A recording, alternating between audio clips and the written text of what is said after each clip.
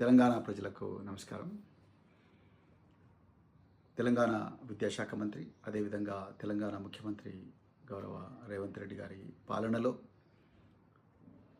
SC ST బిడ్డలకు, OBC బిడ్డలకు తీవ్రమైన అన్యాయం జరుగుతూ ఉన్నది. దీనికి చక్కటి ఉదాహరణే ఈ హైదరాబాదు పబ్లిక్ స్కూల్ అడ్మిషన్ల విషయం. ప్రతి సంవత్సరం కూడా ప్రభుత్వం హైదరాబాద్ పబ్లిక్ స్కూల్లో దాదాపుగా 60 నుంచి 100 దాకా ఎస్సీ ఎస్టీ బిడ్డలను 1వ తరగతిలో జాయిన్ చేపిస్తుంది. దాని ఫీజు అంతా కూడా హైదరాబాద్ పబ్లిక్ స్కూల్ యాజమాన్యానికి తెలంగాణ ప్రభుత్వమే కడుతుంది. మరి ఎందుకో ఈ సంవత్సరం ప్రభుత్వం ఇప్పటికే అడ్మిషన్ నోటిఫికేషన్ ఇవ్వాల్సింది, కానీ 1వ తరగతికి ఇంతవరకు నోటిఫికేషన్ ఇవ్వలేదు. మరి ఈ విషయం సంక్షేమ శాఖ అధికారులను కానీ అడిగితే వాళ్ళన్నారు మాకు ప్రభుత్వం నుంచి క్లియరెన్స్ రాలేదు. ప్రభుత్వం అంటే ఎవరు? తెలంగాణ ముఖ్యమంత్రి మీరే కదా, విద్యాశాఖ మీ దగ్గర ఉంది కదా. సో విద్యాశాఖ అధికారులను అడుగుతానేమో మాకు బడ్జెట్ లేదంటున్నారు.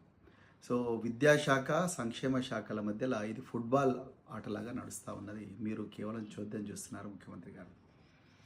హైదరాబాద్ పబ్లిక్ స్కూల్ యాజమాన్యం మాకు 30 కోట్ల బకాయిలు ఉన్నాయి, 30 కోట్ల బకాయిలు వచ్చేదాకా మేము ఒక్క పిల్లగాన్ని కూడా తీసుకోమంటున్నారు. వచ్చే విద్యా సంవత్సరానికి ఇవ్వాల్సిన పుస్తకాలు కూడా విద్యార్థులకు ఇవ్వడం లేదు. మరి పిల్లలు ఏం చదవాలి, ఎట్లా చదవాలి? ఈ పిల్లలు మరి హైదరాబాద్ పబ్లిక్ స్కూల్ అడ్మిషన్ మీద గంపెడు ఆశలు పెట్టుకున్న ఎస్సీ ఎస్టీ తల్లిదండ్రులు, వాళ్ళ పరిస్థితి ఏంటి? దాని గురించి ఎప్పుడైనా మీరు రివ్యూ చేసిన ముఖ్యమంత్రి గారు?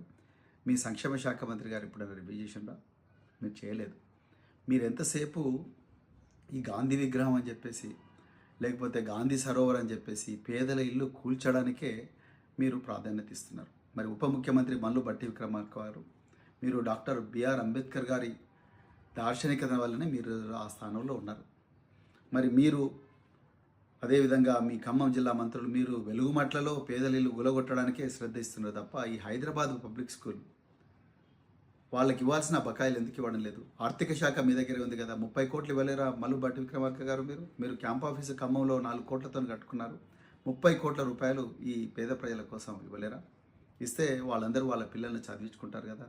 అంటే మీరు దామోదర్ రాజ్ నరసింహ గారు, లేకపోతే అద్దంకి దయాకర్ గారు, ఇంకా మిగతా సీనియర్ నాయకుల పిల్లలేమో హైదరాబాద్ పబ్లిక్ స్కూల్లో చదవచ్చు.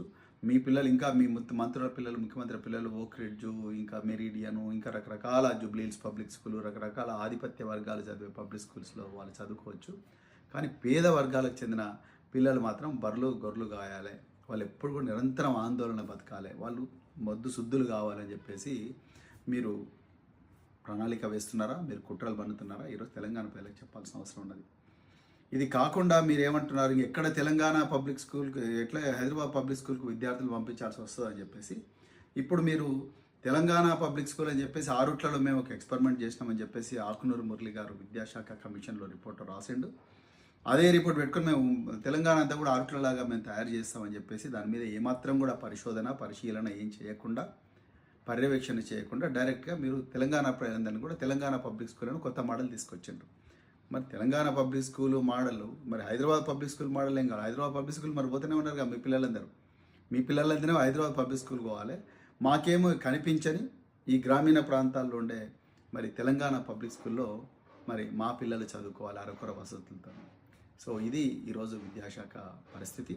అందుకొరకే నేను బీఆర్ఎస్ పార్టీ తరఫున డిమాండ్ చేస్తున్నా, కేసీఆర్ గారి పాలనలో ఇట్లాంటి ప్రమాదం ఎప్పుడు జరగలేదు, ఇట్లాంటి ఆందోళన ఎప్పుడు రాలేదు తల్లిదండ్రులకు. కానీ ఈ రేవంత్ రెడ్డి గారు వచ్చిన తర్వాతనే ప్రతి వర్గం కూడా ఆందోళనకు గురవుతుంది.